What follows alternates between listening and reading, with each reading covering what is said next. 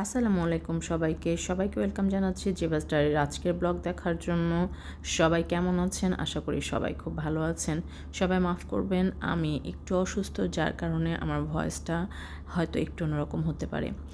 Aunty আছেন আমাদের একজন, যার সাথে দেখা করার জন্য তার বাসায় চলে এসেছি।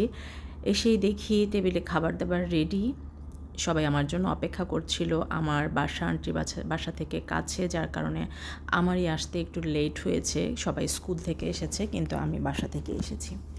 যাই হোক, আমরা আসলে সবাইকে অনেক পছন্দ করি, অনেক ভালোবাসি। আর আমার কাজ হচ্ছে, আমি যেখানেই যাই না কেন সেই সময়টাকে উপভোগ করার চেষ্টা করি, সেই জায়গার মতো করে, সেই পরিবেশের মতো করে। আর সেটাকে ধরে রাখাটা আমার আসলে একটা ন্যাচারে পরিণত হয়ে গেছে। আমি যাই দেখাই না কেন একদম বাস্তব দেখাই, আমি যা করি তাই দেখাই, এখানে ফেক কিছু থাকে না। সবাই খাওয়া দাওয়া নিয়ে ব্যস্ত, আমি দূর থেকে একটু ভিডিও করছিলাম, কারণ সময়টাকে ধরে রাখতে চাচ্ছিলাম স্মৃতি হিসাবে। এই যে আন্টি, যার কথা এতক্ষণ বলছিলাম, আন্টি হজে গিয়েছিলেন, আমাদেরকে মেয়ের মতো করে দেখে, ভালোবাসে, শাসন করে, আদরও করে। উনি অনেক ভালো, উনি আমাদেরকে অনেক ভালোবাসেন।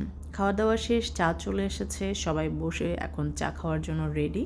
তো আমি ভাবলাম একটু অনেকগুলো কাপ একটু ভিডিও করে নিই। এই যে পপি চা হাতে নিয়ে, মৌসুমি চা হাতে নিয়ে।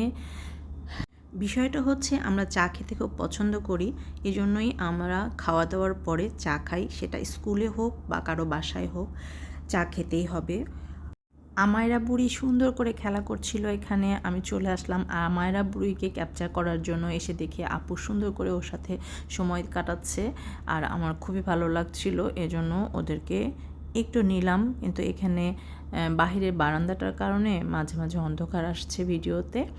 ওকে আমার এত ভালো লাগে, পিচিটাকে মনে হয় ধরে ধরে আদর করি, কিন্তু আমার একটা অভ্যাস আছে যে আমি বাচ্চাদেরকে বিরক্ত করি না, যার কারণে আমি বাচ্চাদেরকে টাচ কম করি।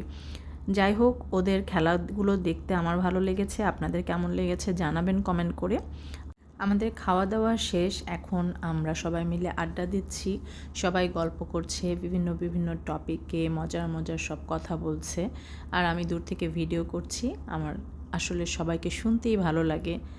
আমি আসলে ভিডিওতেই একটু কথা বলি, এছাড়া ওখানে কথা বলি না। আন্টির এই কর্নারটা আমার খুব ভালো লেগেছিলো, এই জন্য ক্যাপচার করা। আর আন্টির এই ব্যালকনিটা অসাধারণ সুন্দর ছিল।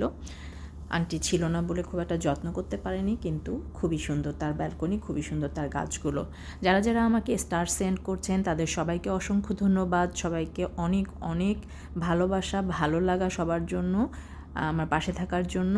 সবাই ভালো থাকবেন, সুস্থ থাকবেন, আমার জন্য দোয়া করবেন।